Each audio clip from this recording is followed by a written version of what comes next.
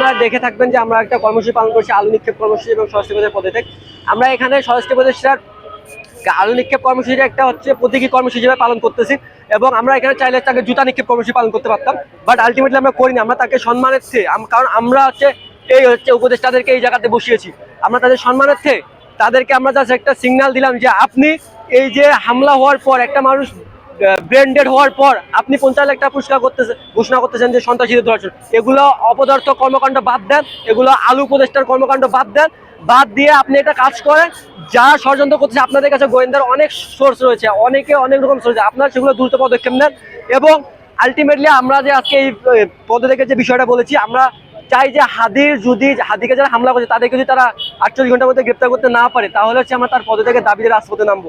এর বাইরে হচ্ছে আমরা আরেকটা বিষয় জানিয়েছি যে আমাদের এই কর্মসূচি আমরা একটা জিনিস জানাতে চাই যে আপনারা এই বাংলাদেশে এই গোলযোগগুলো সৃষ্টি করে আমাদেরকে অন্যদিকে ডাইভার্ট করতে যাচ্ছেন, বাট আলটিমেটলি আমরা আরো জানতে পারতেছি যে আপনারা জাতীয় পার্টিকে নির্বাচনে অংশগ্রহণের জন্য একটা সুযোগ তৈরি করে দিয়ে যাচ্ছেন। আমরা এক্ষেত্রে স্পষ্টভাবে বলতে চাই যে জাতীয় পার্টি যেন আমাদের এই আসন্ন নির্বাচন কোনোভাবে যেন অংশগ্রহণ করতে না পারে, সেজন্য হচ্ছে আমরা জুলাই যোদ্ধারা পরিচালনা আবারও রাজপথে নামবো, আবারও আমরা ঐক্যবদ্ধ হবে। এবং আরেকটা বিষয় স্পষ্টভাবে বলতে চাই, নির্বাচনের আগে অন্তত হচ্ছে আওয়ামী লীগকে দল হিসেবে নিষিদ্ধ করতে হবে, কার্যকর দল হিসেবে নিষিদ্ধ করতে হবে। কারণ আপনি চলে যাওয়ার পর আমাদের জীবনের নিরাপত্তা কে দিবে সেটা আমরা শঙ্কিত। সে বিষয়ে আমরা চাই যে আওয়ামী লীগকে দল হিসেবে নিষিদ্ধ করা হোক, এবং আপনি ইন্টারিম থেকে যাওয়ার পর যেন আমরা আমাদের নিরাপত্তা নিয়ে কোনো শঙ্কিত বোধ না করি, সেজন্য আমরা আপনাদের কাছে ইন্টারিমের প্রধান উপদেষ্টার কাছে আমরা আকুল আবেদন রাখবো।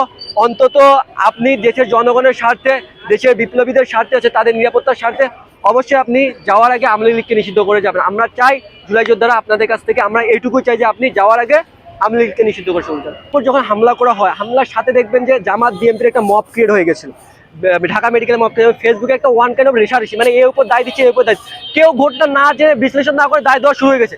মানে আলটিমেটলি দেখেন, এখানে যখন জামাত বিএনপি নিজেদের মধ্যে সংঘর্ষে জড়াবে কিংবা অন্য কোনো দল এসে সংঘর্ষ হবে, আলটিমেটলি লাভ হবে আওয়ামী লীগ এবং ভারতীয় যে অধিপত্য তাদের লাভ হবে। দেখেন এখানে আমাদেরকে আগে বিশ্লেষণ করতে হবে ঘটনাটার সাথে কারা জড়িত।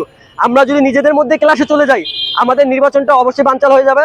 কেন বানচাল হবে? দেখেন, বাংলাদেশের দুইটা বৃহৎ দল যখন নিজের মধ্যে সংঘর্ষে জড়াবে, তখন এটার জন্য হচ্ছে আইন শৃঙ্খলা পরিস্থিতি অবনতি হয়ে যাবে এবং বাংলাদেশের নির্বাচনটা একটু হলে পিছিয়ে যাবে। সেই জায়গা থেকে হচ্ছে আমরা যতটুকু জানি এবং যতটুকু জানতে পেরেছি, আমরা এখান থেকে শুরুতে আমরা এটা অনুমান করছি যে হাদি জামাত বিএনপির শত্রু না, হাদি বাংলাদেশের সাধারণ মানুষের শত্রু না, হাদি বাংলাদেশের একটা সাধারণ মানুষের জনগণের কণ্ঠ।